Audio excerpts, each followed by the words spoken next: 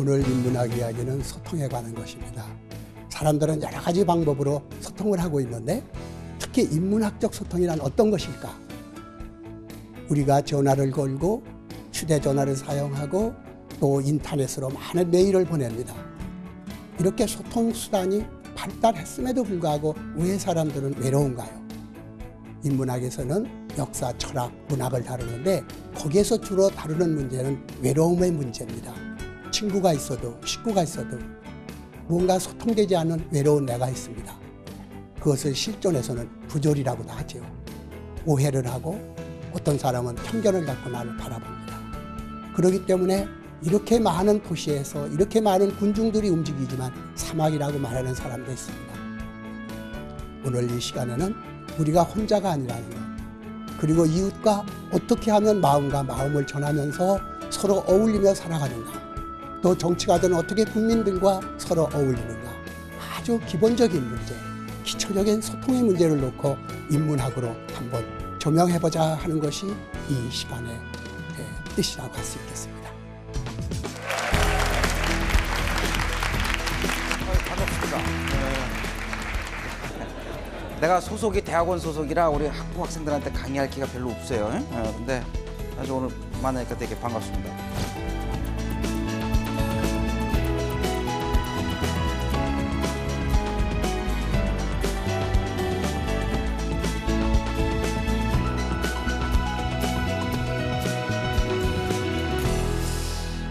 내가 하는 강의는 우리가 어떻게 서로 이해하게 됐느냐 이거에 대한 설명을 좀 해보겠습니다. 여러분, 내가 지금 여러분한테 사랑합니다 그랬을 때 내가 사랑이라고 단어를 이해하는 사랑의 뜻과 여러분들이 이해하는 사랑의 뜻이 같다고 누가 보장해줘요? 아무도 보장해주지 않아요. 내가 확인할 길도 없어. 여러분들이 내가 지금 내 이야기를 어떻게 이해하는지 내가 확인할 방법도 없어. 여러분들은 내가 무슨 의도로 그런 얘기하는지 확인할 방법도 없어요. 그럼에도 불구하고 우리 지금 서로 이해하고 있는 건 맞죠? 내 얘기 지금 다 이해하고 있죠? 그럼 도대체 어떤 원리로 이렇게 됐느냐 얘기지. 이걸 몇 가지 심리학적 원리를 갖고 설명을 해보겠습니다. 의사소통의 기본 구조는 이렇습니다. 나와 너가 어떤 대상에 대해서 얘기를 하는 겁니다. 그런데 이 기본 구조에 6가지 숨겨진 프로세스가 있어요. 첫 번째, 터치, 아이 컨택트, 어펙트 어튜먼트, 턴 테이킹, 조인트 어텐션, 퍼스펙티브 테이킹 이렇게 됩니다. 자, 일단 첫 번째 터치, 만진다는 얘기입니다. 우리가 지금 사랑이라고 하는 추상적 단어를 이해하기까지 우리가 의미를 공유하고 있는 거예요. 그런데 이 의미의 공유는 어떻게 최초에 생겼냐 얘기죠. 처음에 태어나서 엄마가 나를 만질 때 엄마가 만지는 요 살갗과 내 엄마의 손과 요 만나진 요 부분만큼 내가 엄마하고 공유하는 게 생기는 거예요. 아주 구체적인 것부터 시작이 되는 거예요. 뭔가 공유하니까 추상적 의미를 공유하기 제일 첫 번째 단계는 엄마와 내가 만지는 것부터 시작이 되는 거예요. 여러분, 살다 보면요 정말 남의 말귀 못 알아듣는 사람이 있어요. 환장합니다. 정말 한 얘기 또 하고. 왜 그러냐면 어렸을 때 엄마가 많이 안 만져줘서 그래. 이게 감각적으로 너무너무 중요해요. 정서적으로도 피부를 통한 따뜻한 접촉이 너무너무 중요해요. 그걸 심리학자들이 아주 고전적 실험으로 보여줍니다. 한번 보세요. 하나는 먹이를 주는 철사로 된 원숭이, 다른 하나는 먹이를 주지 않는 천으로 된 원숭이였다. 이 천 조각은 먹이는 주지 않지만 편안함과 사랑을 준다.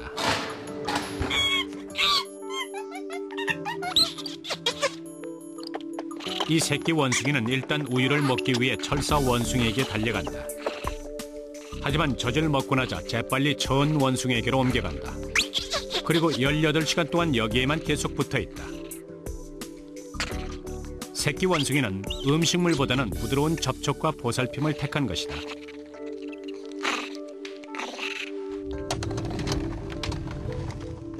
그렇다면 무서운 상황에서는 새끼 원숭이는 어디로 갈까? 천 원숭이에게 달려간다. 사람도 마찬가지다. 무서울 때 자기를 만져주고 안정시켜줄 엄마에게 찾아간다. 애착은 먹이보다 사랑과 위안이 더 크게 영향을 끼친다는 것을 보여요. 봤어요? 원숭이들 이렇게 피부를 통한 따뜻한 접촉을 원해요. 하물며 인간은 어떻겠어요? 여러분 가까운 사람이 슬픈 일을 당하면 어떻게 위로해줘요? 안아주죠. 만집니다. 왜? 만져야 위로가 되기 때문에 그래요. 응? 내가 슬픈 일을 당했어요. 근데 아무도 나를 위로해주지 않아. 그럼 어떻게 해요? 내가 내 몸을 만집니다. 그죠? 왜 만져요? 만져야 위로가 되기 때문에 그래요. 그래서 엄마 손은 약손이라고 그래. 만지면 실제 덜 아파져요. 여러분 갖다 딱 붙이면 아무리야 그래요. 왜 만져요? 만지면 덜 아파져요. 우리 피부엔 앞각과 통각이 있어요. 앞각은 누르는 걸 느끼는 거예요. 통각은 아픔을 느끼는 거예요. 두 개가 서로 다른 감각이에요. 근데 앞각이 먼저 생겨요. 그래서 만지면 앞각이 먼저 전달이 되면서 통각이 전달되는 걸 막아줘요. 그래서 만지면 덜 아파지는 거예요. 이게 우리 뇌가 어느 부위에 신경을 제일 많이 쓰느냐? 우리 뇌가 신경을 쓰는 부위의 크기를 가지고 사람을 다시 그린 거예요. 우리 뇌가 어느 부위에 신경을 제일 많이 써요? 손 다음에 입술. 손, 입술, 혀 아주 익숙한 순서예요. 아나 모르겠다. 봐요. 우리가 사랑을 하면 손을 잡죠? 입술을 갖다 대죠? 왜 그래요? 아니 도대체 왜 사랑하면 손을 잡고 입술을 갖다 대? 발가락 갖다 대면 왜 안 돼? 맞박 갖다 비비면 왜 안 돼? 내 뇌로 상대방을 느끼고 싶어서 그러는 거예요. 괜히 그러는 게 아니에요. 남녀관계만 그런 게 아니에요. 애기도 그렇죠. 애기 이쁘면 어떻게 해요? 뭐 만지고 뽀뽀하고. 왜? 그 애기를 내 뇌로 느끼고 싶어서 그래요. 만진다면 뭘 해야 되느냐? 눈을 마주칩니다. 애기가 태어나서 엄마하고 만지고 뭘 해요? 엄마하고 눈을 마주쳐요. 제일 먼저 하는 작업이에요. 봐요. 모든 엄마들은 애기하고 눈을 마주칩니다. 아기와 부모는 태어나기 전부터 이미 생물학적으로 눈을 마주쳐요. 왜 눈을 마주쳐? 엄마들은요 본능적으로 애하고 거리를 뭐 30cm에서 50cm 정도의 거리를 두고 항상 이게 눈을 마주치는 연습을 시켜요. 왜? 인간 의사소통에 눈을 마주치는 게 너무너무 중요해요. 애기하고 엄마만 그런 게 아니에요. 사랑하는 사람들도 눈을 마주치죠. 사랑하게 되면 서로 눈을 봅니다. 눈을 본 다음에 어떻게 해요? 뽀뽀를 합니다.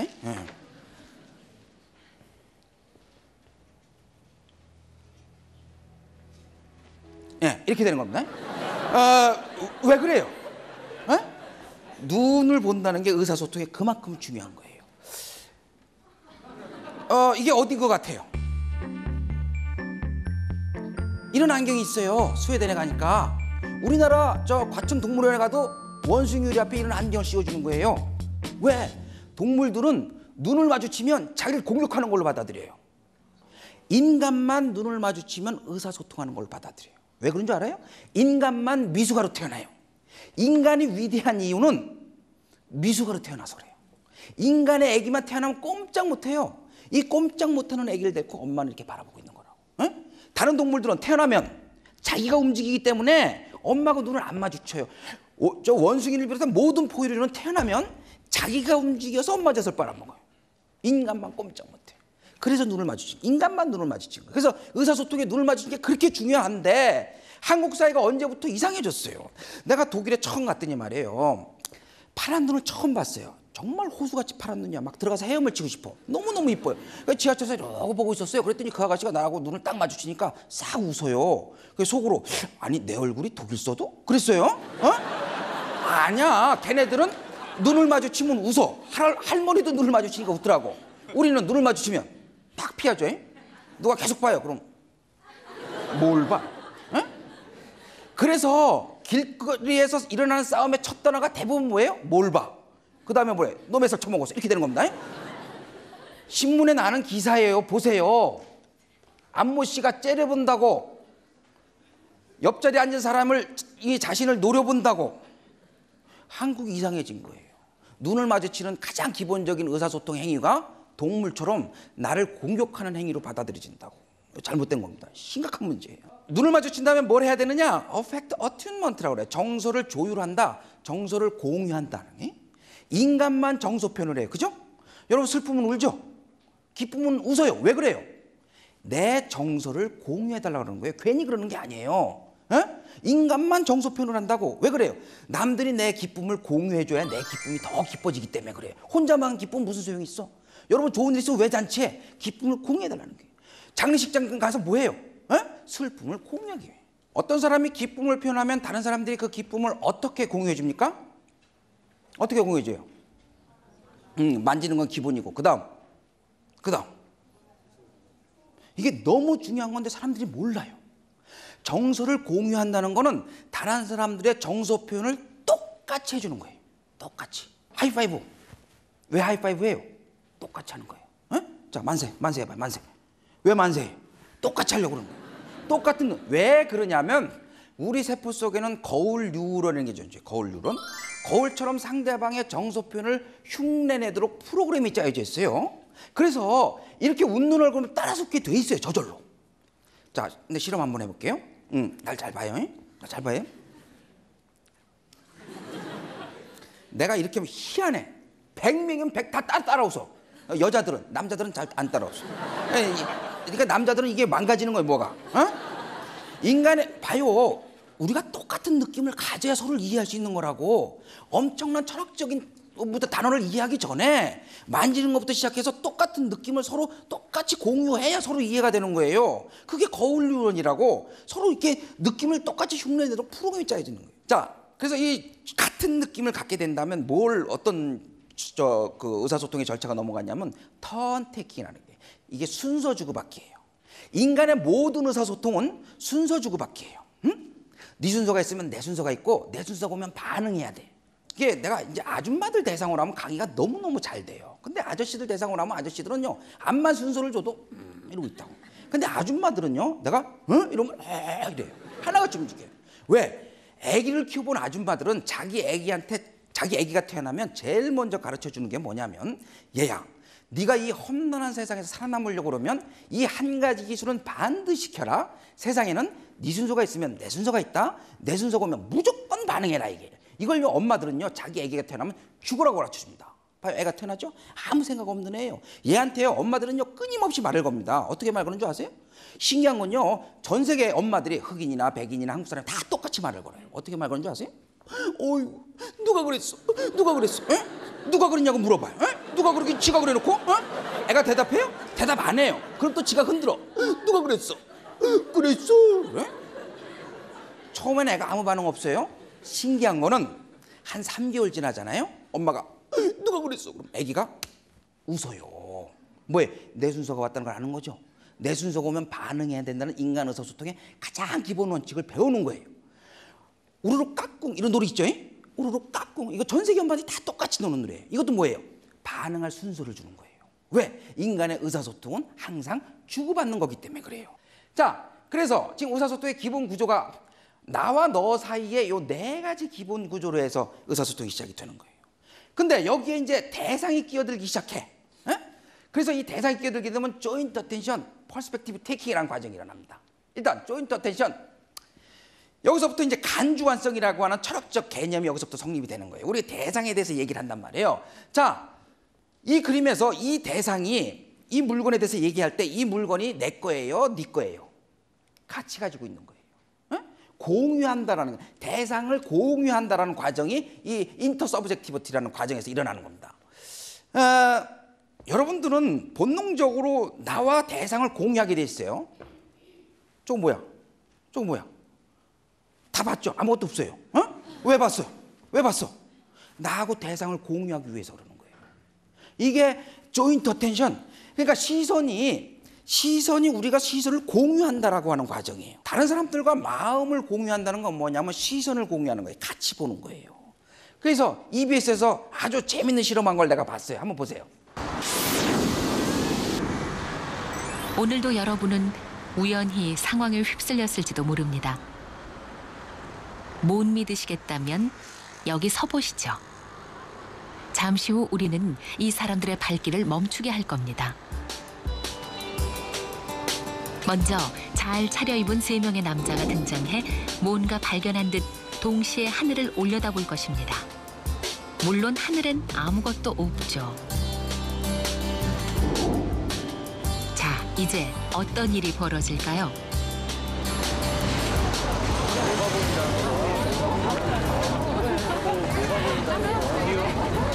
와, 보셨나요?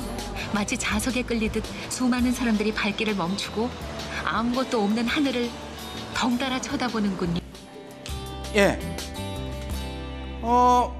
사람은 본능적으로 남들의 시선을 따라가게 돼 있어요. 그러니까 우리는 근본적으로 남들과 마음을 공유하고자 하는 그런 본능을 갖고 있다고. 그게 안 되면 외로워지는 거예요. 아기가 엄마하고 의사소통을 시작하기 때면 어떤 현상이 되냐면 엄마가 아기가 손가락으로 이렇게 가르치는 일이 생겨요. 그럼 자기가 관심 있는 물건을 이렇게 가르치면 엄마가 예를 들면 인형을 가르치면 뭐예요? 엄마 저거 줘요 이 뜻이죠. 그럼 엄마가 그걸 갖다 주죠. 그런데 결정적인 또 다른 의사소통 행위가 일어나요. 가다가 이상한 게 지나가면 아기가 이렇게 손가락 가리키면서 엄마 눈치를 봅니다. 그럼 예를 들면 이제 이 학생이 이렇게 지나가요. 그럼 이게 이제 이 이상한 물건이 도대체 뭐냐 이게?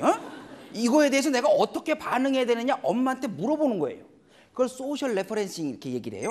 이 물건에 미안해요. 근데 하여튼 이 이상한 물건에 대해서 내가 어떻게 반응해야 될지를 모를 때 아기가 엄마의 의견을 구하는 거예요.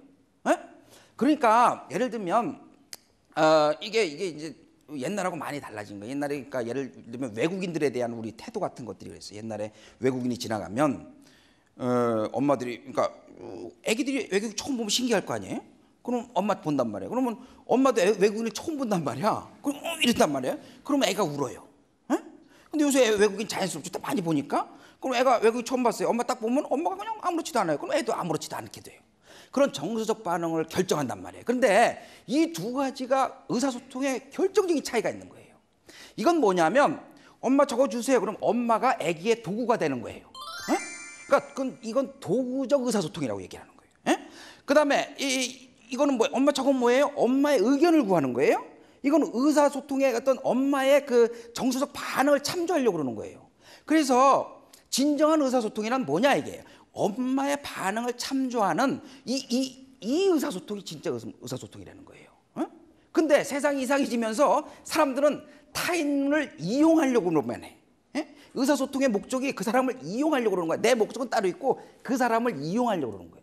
그러니까 하버마스 같은 학자는 그러니까 도구적 이성과 의사소통적 이성이 두 가지가 있는데 도구적 이성만 여태까지 이성인 줄 알았단 말이지. 근데 의사소통적 이성이 이성이 존재하는데 그거에 대해서는 전 세계 사람들이 너무 무지했단 말이야. 그러면 의사소통적 이성이라는 게 도대체 어디서 출발이 되느냐 말이지. 그게 바로 여기서 출발이 되는 거예요. 이것도 내가 밝혀낸 거예요. 진짜로 이게 내가 지금 얘기한 게 어마어마한 얘기라고. 그러니까 아주 근본적에서부터 설명이 돼야 돼. 암만 철학적으로 추상적으로 의사소통적 감지성 암만 얘기해봐야 어디서 출발하는 거야 도대체 어디서. 어렸을 때 엄마가 대상을 가리키면서 엄마 저거 뭐예요? 엄마의 의도, 엄마의 의미를 내가 읽어내고 싶을 때 여기서부터 진정한 의사소통의 행위가 일어난다는 거예요. 엄마를 이용하려고 하는 의사소통의 행위는 진정한 의사소통은 아니라는 거예요. 그건 도구적 의사소통이라는 거예요. 근데 현대사회가 되면서 도구적 의사소통 행위만 살아있다는 거지. 그래서 서로 망가지는 거예요. 서로 진정 이해하는 그 과정이 다 망가지니까 서로 소외하는 현상들이 생긴단 말이에요. 그 다음에 마지막으로 퍼스펙티브 테이킹이에요. 이건 상대방의 관점을 가져온다는 거예요. 남의 입장에서 세상을 본다는 얘기죠. 남의 입장에서 세상을 봐라 역지사지 다 얘기하는 거예요. 근데 인간이 도대체 어떻게 남의 입장에서 세상을 볼 수 있게 됐냐 이게요. 심리학자들이 아주 재밌는 실험을 해요. 도대체 인간이 언제부터 남의 입장에서 세상을 볼 수 있느냐 재밌는 실험을 해요. 한번 보세요. 아이들의 인지 능력이 연령별로 어떻게 달라지는지 알아볼 수 있는 간단한 실험을 해보았다. 언니가 의자에 앉아서 재미있게 책을 보고 있었어요. 야, 그림 참 재밌다. 와, 신기하다. 언니가 책을 재미있게 보고 있었는데 언니는 갑자기 쉬가 마려워졌어요. 그래서 쉬마려, 화장실에 갔다 와서 봐야지 하면서 언니는 그림책을 나무 바구니에 놓고 나갔어요. 그 사이에 동생이 들어와서 나무 바구니에 그림책을 보고 야, 이 책 재밌겠다. 내가 이따 봐야지 하면서 책을 녹색 바구니에 놓고 나갔어요.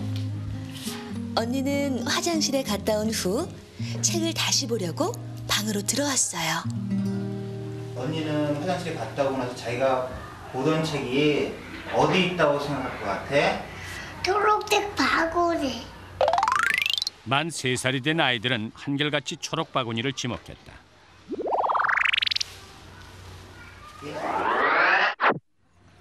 나온 바구니 그 생각하는 거기다 집어봐봐. 나도 손으로 집어봐봐. 하지만 5살이 된 아이들은 모두 정확히 나무 바구니를 가리켰다. 나무 바구니. 초록색 바구니. 3살 미만의 아이들은 눈에 보이는 사실만을 파악하지만 5살이 되면 타인의 생각을 해석할 수 있게 되는 것이다. 네, 봤어요? 아주 간단한 실험이죠. 아이를 앉혀놓고 인형극을 합니다. 인형이 책을 보다 책을 여기다 두고 나가요. 인형이 나간 새에 책을 일로 옮기는 거죠. 그리고 아이한테 물어보는 거예요. 인형이 다시 들어오면 책을 어디서 샀겠냐 이게요. 이 아이가 내가 보는 세상과 남이 보는 세상이 다르다는 걸 알면 나는 옮겨지는 걸 봤어요. 그러나 인형은 못 봤죠. 그러니까 여기서 샀겠다 이렇게 얘기하죠. 근데 내가 보는 세상과 남이 보는 세상과 다르다는 걸 모르면 자기 보이는 대로 여기서 샀겠다 이렇게 해요. 이렇게 상대방의 입장에서 세상을 보는 능력이 몇 살 때 생겨요? 4살 때, 4살 때. 4살이면 생기는 이 능력이 그런데 나이가 들면 들수록 높은 지에 올라가면 올라갈수록 장사가 잘 되면 잘 될수록 사라져요. 내 입장에서만 세상을 본다고. 그러나 이 남의 입장에서 세상을 보는 게 너무너무 중요하다고. 자, 남의 입장에서 세상을 본다는 건 또 어떤 게 최근에 어떤 얘기가 나오냐면 어떻게 우리가 남의 입장에서 그럼 세상을 보는 능력이 생기느냐 이게요. 이 퍼스펙티브 테이킹의 과정은 도대체 어떤 과정이냐? 이게 구조적으로 따져보면 이제 이런 과정이에요. 얘가 Z라는 생각을 해요. 그러면 얘를 마주보고 있는 얘는 얘가 Z라고 생각한다고 Y라고 생각하는 거예요. 그럼 얘는 다시 생각하는 거예요. 내가 Z라고 생각한다고 얘가 Y라고 생각한다고 나는 X라고 생각하나? 에? 자, 이게 아주 간단하게 또 저기 그 실험으로 해볼 수 있어요. 잠깐 일어나 봐요. 나하고 지금 가위바위보를 해요. 자, 가위바위보를 하는데, 자, 내가 주먹 낼게. 내가 주먹 내. 내 주먹 낸다고? 진짜로?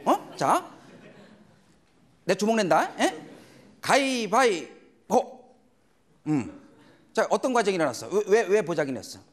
주먹 낸다고 하셔가지고 제가 주먹 낼 줄 알고 그걸 믿고 말을. 그럼 이 험난한 세상을 어떻게 살아가려고 그래? 자, 이게 이 학생은 너무너무 착한 학생이야. 대부분의 건 내가 주먹 낸다 그러면 생각이 복잡해지지. 제가 진짜 주먹 낼 거야? 아니지. 저렇게 낸다고 그러고 내가 보자기 낼 줄 알고 쟤는 가위 낼 거지. 그럼 내가 주먹 내야지. 이렇게 되는 거예요. 이게 한두 끝도 없이 돌아가. 이게 한두 끝 없이 돌아가면 이 맛이 가는 거야, 생각이. 어느 순간에 멈춰야 돼. 그러니까 이걸 잘하는 사람이 가위바위보도 잘하고 묵찌빠도 잘하고 그러는 거예요. 자, 이게 무슨 얘기냐면 상대방을 내 입장에 생각하고 내 입장, 상대방 머릿속에 있는 나를 생각하고 이게 무한순환이야. 이게 뭐하고 똑같으냐면 철학적으로 얘기하는 자기 반성하고 똑같은 거예요. 자기 반성이에요. 철학적으로 자기 반성, 자기 성찰 이래. 내가 나에 대해서 생각하라는 얘기예요. 근데 이게 철학적으로는 모순이야. 어떻게 내가 생각의 주체면서 생각이 어떻게 객체가 될 수가 있어? 그럼 이 자기 반성이라는 기제는 도대체 어떠한 프로세스냐 이게. 이게 이거하고 똑같은 프로세스네. 이게 두 개가 같이 맞물려 간다는 거예요. 그걸 내가 인너의 법칙. 이게 이제 그 삐아제 심리학 이후에 그 최근엔 비고츠키라고 하는 심리학자가 세계적으로 각광을 받아요. 옛날 사람인데 죽었는데 그 사람은 뭐라고 그러냐면 생각한다는 건 뭐냐면 영어로 인너 스피치, 독일말로 인너레 슈프라헤. 내 안에 들어있는 내가 나하고 얘기하는 게 생각이라 이게요. 내 안에 또 다른 내가 있어요. 그래서 이런 노래가 나와요. 내 속에 내가 너무 많아. 힘들다 이거예요. 왜 그래요? 내 속에 내가 자꾸 말을 걸어와요. 내 안에 또 다른 내가 있어요. 얘네들이 말을 걸어옵니다. 이걸 내가 아주 간단한 실험으로 증명해 보일게요. 어마어마한 얘기예요. 내 속에 내가 나한테 말을 걸어와. 자, 물어보면 대답해야 됩니다. 그래 실험이 돼요. 자, 2 더하기 3은? 크게 2 더하기 3은? 자, 계산하세요. 29 곱하기 8은? 자, 빨리 계산하세요. 빨리 계산해. 오케이. 결과가 중요한 게 아니에요. 봐요.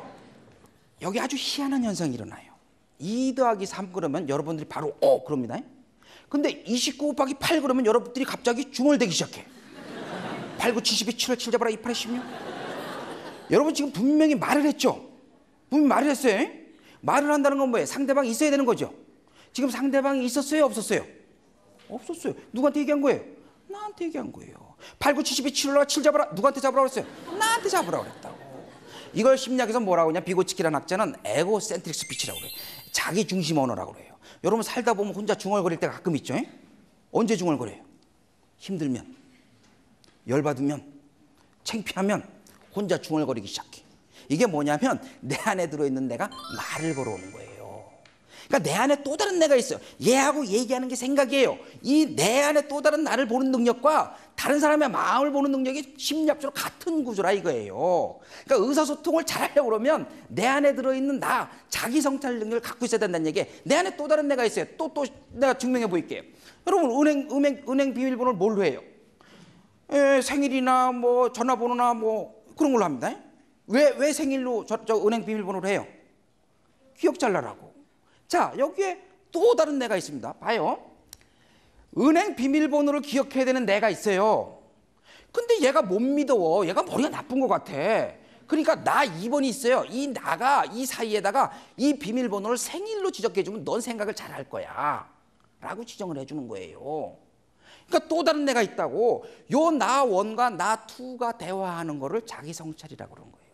그걸 심리학에서는 메타코그니션이라고 그래요. 메타 상위인지 이런 얘기죠 이게. 그래서 자기 성찰과 간주관성, 다른 사람들과 대화하고 의사소통하고 다른 사람과 공유하고 이런 능력이 동시에 발전하는 거예요. 그래서 의사소통이 잘 되려고 그러면 끊임없이 나하고 이야기할 줄 알아야 돼요. 그래서 이 두 가지가 심리학적으로 같이 발전한다.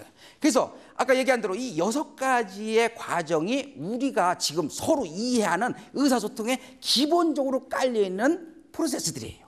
내 강의는 여기까지고 이 어마어마한 얘기지만 이거보다 더 큰 범위에서 우리 이어령 선생님께서 또 말씀해 주실 거예요. 네, 내 강의 여기까지. 예.